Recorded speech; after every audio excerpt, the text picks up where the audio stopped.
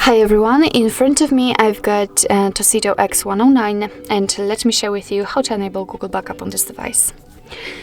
So first of all, let's enter the settings, and here we have to scroll down to the very bottom to find the system.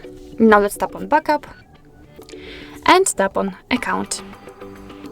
Make sure that you've got the internet connection because it is of course required to do this operation. And let's be patient. And from this step we can either create a new account if you do not have your own yet, or simply type your email or phone, so let me do it. What's more, you do not have to enter the full email address, just the very first part of it before the @ symbol, and after tapping on next your device will autofill it. Of course it will work only for the email, not the phone number. Right now we have to enter the password, and let me do this out of the screen. Alright. Let's tap on Next.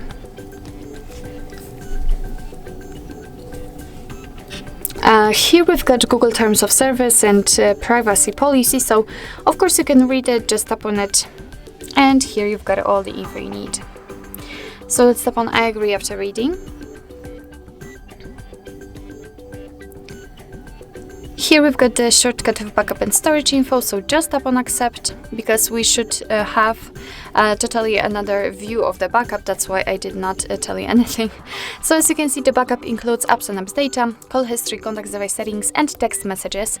What's more, it's not set here, but as far as I remember, you will be able to use 15 gigabytes of Google account to storage, of course, the data which I've just shown you, let's say. What's more, you will be also able to manage the backup easily, and your device will back up the data automatically. So let's tap on OK. And basically that's all. As you can see, we just successfully added the backup account here.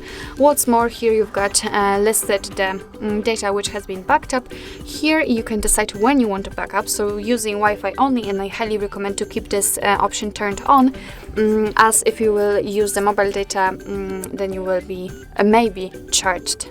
Of course, you have to tap on Backup now in order to back up everything.